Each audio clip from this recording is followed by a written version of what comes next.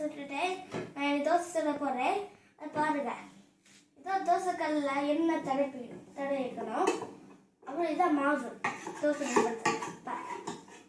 நான் மாவு எடுத்துட்டு எக்ஸஸ் மாவை வாய் பண்ணி ஊற்றணும். 2 இல்லைன்னா 3 உங்களுக்கு பிடிச்ச அளவு வரைக்கும் ஊற்றலாம். அப்புறம் நடுவில் பரட்டணும்.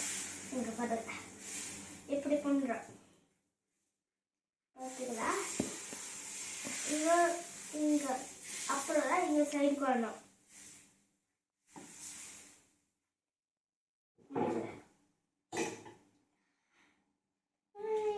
இந்த தோசை கரண்டி நான் வெயிட் பண்ண கீழே காயதுக்கு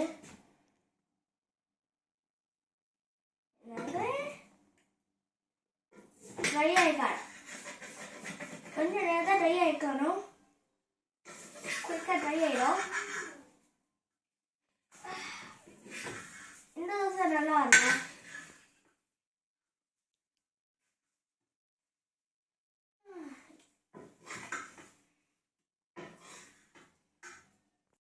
தோசை சுடுறத 2 நைஸு ஆனால் 1 நைஸில். ஸோ நம்ம எப்படி மாட்டி சுடுறது பார்க்க போகிறோம். தோசை அப்புறம் எண்ணெய் ஃபஸ்ட்டு உங்கள் தோசைக்கல்லில் எண்ணெய் தடவை இருக்குது. அது பட்டு தான் பார்த்துட்டு தான் மாவை எடுக்கணும். இதான் மாவு போட்டு கொஞ்சம் நேரத்தில் புத்து இப்படி ஊற்றலாம். எக்ஸ்ட்ரா மாவு இப்படி பரட்டணும். நடு சைடுக்கு வருவா. அப்புறம் தான் சைடுக்கே மூவ் பண்ணணும்.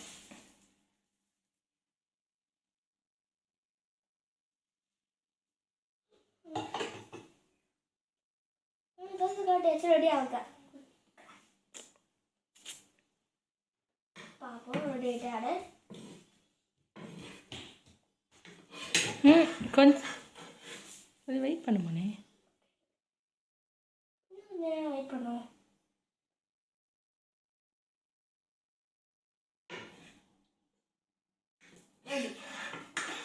அது தெரியும். லேசாக கீழே ப்ரௌனிஷ் கலர் வந்துடுறா. ரெடி தேத்தா.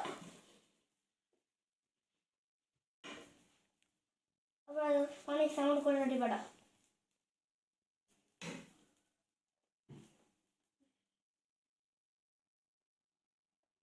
நீங்கள் பார்க்காதீங்க. இது பேர் கோதுமை தோசை. இது கோதுமை மாவு ரெடி ஆயிருக்கு. மாவு தண்ணி அது ஒன்று தான் இப்போ கோதுமை மாவு ரெடி.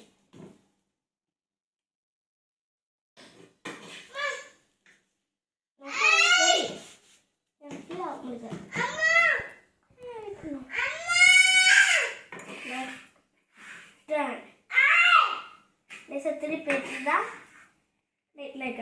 பார்த்தீங்களா என் தோசை ரெடி. அவ்வளோ நைஸாக வந்துருக்குது பார்த்தீங்களா. சூப்பராக பர்ஃபெக்டாக வந்துருக்கணும். நான் இதை சாப்பிட வரேன். பாய். Hit the subscribe button and give us a thumbs up.